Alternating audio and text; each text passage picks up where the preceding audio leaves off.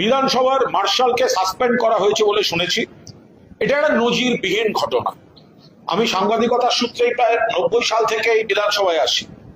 আমি হাসিম আব্দুল হালিমকে দেখেছি, বিমান বন্দ্যোপাধ্যায়কে পরে দেখেছি, এখন মাননীয় রতিন বসুকে দেখলাম।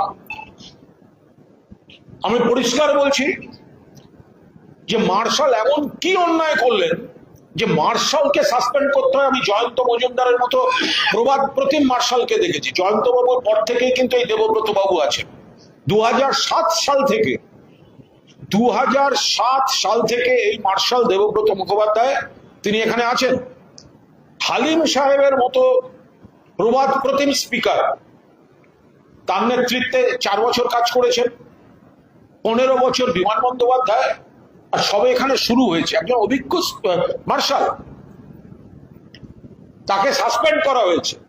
প্রথম কথা, এটা অনারেবল স্পিকার জানেন কি জানেন না, প্রিন্সিপাল সেক্রেটারির কোনো এখতিয়ার নেই সুমোটো মার্শালকে সাসপেন্ড করার। যদি স্পিকারের অজান্তে সুমোটো প্রিন্সিপাল সেক্রেটারি সাসপেন্ড করে থাকেন, অবিলম্বে সাসপেনশন উইথড্র করতে হবে। অবিলম্বে সাসপেনশনটা উইথড্র করতে হবে যদি স্পিকারের অজ্ঞানে এটা হয়ে থাকে।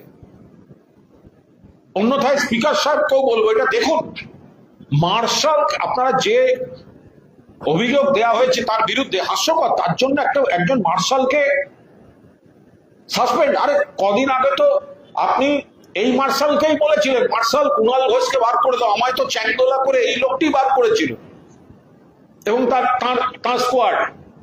আজকে সেই কুণাল ঘোষ তার পাশে দাঁড়িয়ে বলছে ওইভাবে বার করা যায় না, ওইভাবে সাসপেন্ড করা যায় না। মার্শাল সাসপেন্ড মানে এটা বড় ব্যাপার, এটা বিধানসভার মান সম্মান ব্যাপার সারা ভারতবর্ষের ক্ষেত্রে। এটা বোঝার ক্ষমতা আছে এদের, তাও আবার হাউস চলছে না। ওনাদের কি প্রোগ্রাম, সেখানে নাকি পান থেকে চুন খসেছে, মার্শাল সাসপেন্ড হয় কখনো? বিধায়ক সাসপেন্ড হলে তাকে বের করার দায়িত্ব মার্শালের।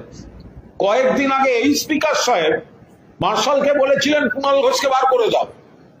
এই মার্শালই তখন আমাকে চ্যাংদোলা করে বার করেছিলেন। আর সেই কুণাল ঘোষকে আজকে এখানে বসে বলতে হচ্ছে যে এটা মার্শালের উপর অবিচার হচ্ছে, নিরপেক্ষ তদন্ত হোক। স্পিকার সাহেব দেখুন, শোকজ করা হয়েছিল মার্শালকে, মার্শাল তার উত্তর দিয়েছেন এবং উত্তর কিন্তু যথাযথভাবে দিয়েছেন। বিষয়টা ওইখানে মিটিয়ে ফেলা উচিত ছিল।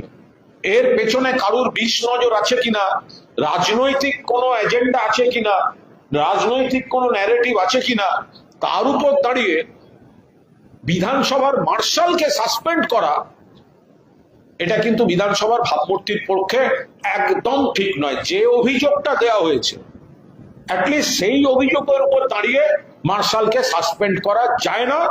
স্পিকার সাহেবকে অনুরোধ করব, আপনি কি জানেন? আপনি যদি না জেনে থাকেন তাহলে আপনার প্রিন্সিপাল সেক্রেটারির কোনো এখতিয়ার নেই সুমোটো মার্শালকে, কারণ মার্শালও কিন্তু সাম কাইন্ড অফ সাংবিধানিক পদ। মার্শাল সেও ব্যাপারটা প্রত্যক্ষ বা পরোক্ষভাবে, মার্শাল ব্যাপারটা একটা সাংবিধানিক পদ, একটা ইতিহাসের স্রোতের ধারা আছে মার্শাল পদের সঙ্গে।